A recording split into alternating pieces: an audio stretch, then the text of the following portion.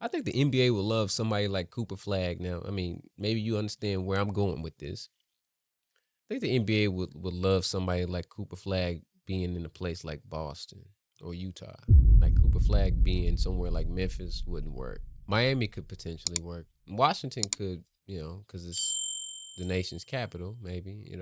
But they would have to completely revamp Washington's roster and add, some AR type players and some Laurie Marketing type players and some Peyton Pritchard type players. You understand what I'm saying? Like I think if Boston was just so happened to be in the sweepstakes and the lottery and they could land a Cooper Flag or they can do some finagling and make a trade with a Washington or whoever would land the number one spot. If they just said, you know what, if Boston for whatever reason, let's say they can't get back to the finals this season, and Brown and Tatum decide, you know what, we got our chip, we don't want to do this no more. One of them want to go. I don't think either one of them have a no trade clause. But let's just say that Washington, who has the second worst record in the NBA? The Pelicans, the Jazz. One of those teams gets the number one pick, and Boston say, you know what, we'll send you Jaylen Brown for that number one pick. I don't think that they would just sneeze at that. I think if they could get a Jaylen Brown, put in with Poole, they can build around that. Trade that number one pick to Boston. So Washington is 16-57. The Hornets is 2 games ahead of them. Okay, yeah. So Washington, Utah. Those are the 2 worst teams in the NBA. Washington, Utah, Charlotte. 16-59 for Utah. 16-57 for. So actually, Utah is worse. They played more thus far. So the Wizards are technically ahead. They still got 2 more games over Utah to play.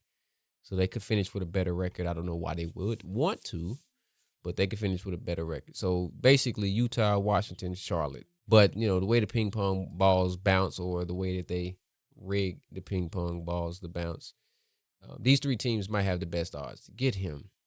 Now, Cooper Flag in Charlotte, yeah, I agree with that too. Cooper Flag with Melo, you still got Brandon Miller, Bridges, Williams. That's a core that, young core. You had them together for a few years. They could find themselves top 4 in the Eastern Conference in the next 2-3 seasons. Is he even? Are they even projecting him to be number 1? He is. Dylan Harper. That's what I was thinking. I was thinking about Harper. I was like, okay, I don't want to see Dylan go to Utah though. Ace Bailey. VJ Edgecombe. Baylor. Trey Johnson. Oh, it's another Caucasian. John Con Nupel? Nupel?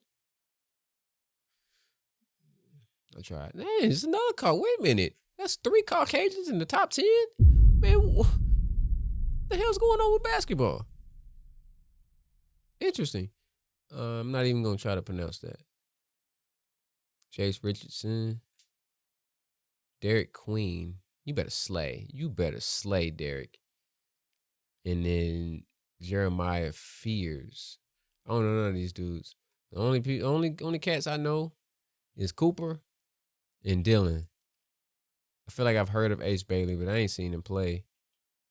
And this name sounds familiar, but again, didn't watch a lot of college basketball, so I don't know. We'll see.